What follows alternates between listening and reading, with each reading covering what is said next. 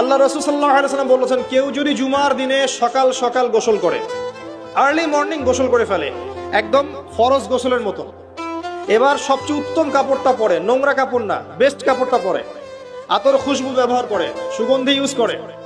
সুগন্ধি ব্যবহার করে সে সকাল সকাল পায়ে হেঁটে মসজিদে যায়, বাহনে চড়ে নয়, পায়ে হেঁটে মসজিদে গিয়ে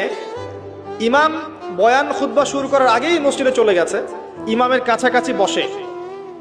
কাউকে কষ্ট দেয় না, ইমাম খুতবা দিচ্ছে সে চুপচাপ শুনছে, কাউকে কষ্ট দেয় না, এমনকি পাশে কেউ কথা বলে তাকে এতটুকু বলে না চুপ করো, এতটুকু বলে না, চুপচাপ খুতবা শুনে নামাজ পড়ে ইমামের সাথে সালাম ফিরায়। নবী সাল্লাল্লাহু আলাইহি ওয়াসাল্লাম বলছেন, এই যে প্রতি পদক্ষেপ হেঁটে এসেছে, প্রত্যেক পদক্ষেপের বিনিময়ে 1 বছরের নফল নামাজ, 1 বছরের নফল রোজা নেকি দেয়া।